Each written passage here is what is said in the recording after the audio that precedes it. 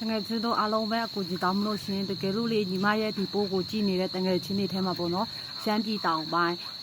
တောင်ကြီးရွှေညောင်ညောင်ရွှေအင်းလေးတကြောဘက်မှာပေါ့နော်ရှိတဲ့ညီကိုမောင်နှမတွေပေါ့နော်ဒီပိုးကို share သွားပြီးပါလုံးဝမကြော်သွားပါနဲ့ရှင်အကူကြီးတောင်းမလို့ပါဘာလဲဆိုတော့25ရက်နေ့ကပေါ့နော်ရှမ်းပြည်မြောက်ပိုင်းကြောင်မဲဖက်ကစစ်ဆောင်လာတယ်ပေါ့နော်မိသားစုတဆူရှိရပေါ့နော်သူကရွှေညောင်မှာနေရဲတဲ့အဲ့ဒါဘယ်လဲကလေးလေးက25ရက်နေ့မှာသူတငယ်ချင်းတွေနဲ့ပေါ့နော်အိမ်နောက်ကရေမြောင်းထဲမှာစော့နေတာတဲ့စော့နေရင်နဲ့ကလေးကခြေထောက်ချော်ပြီးတော့ပေါ့နော်အဲ့ရေမြောင်းလေးပြုတ်ကျသွားတာပေါ့25 26 29 28 3ရက်ရှိပြီပြည့်သူမိဘတွေလိုက်ရှာနေပရဟိတအဖွဲ့တွေလည်းလိုက်ရှာနေရပေါ့နော်ရွှေညောင်မှာပေါ့နော်အဲ့ဒါလိုက်ရှာနေအခုထိမတွေ့သေးဘူးတဲ့တကယ်လို့လေရွှေညောင်ရွှေ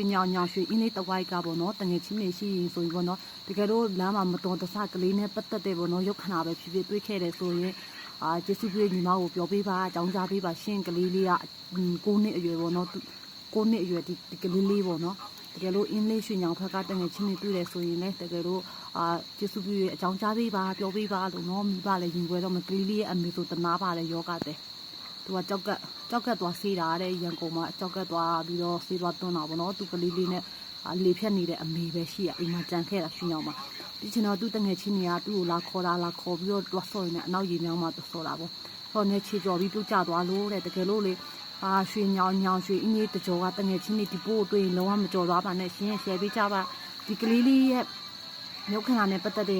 တာတွေးခင်လေပေါ့နော်ကျေးဇူးပြုအကြောင်းကြားပေးပါလို့နော်ပြောပြရစီရှင်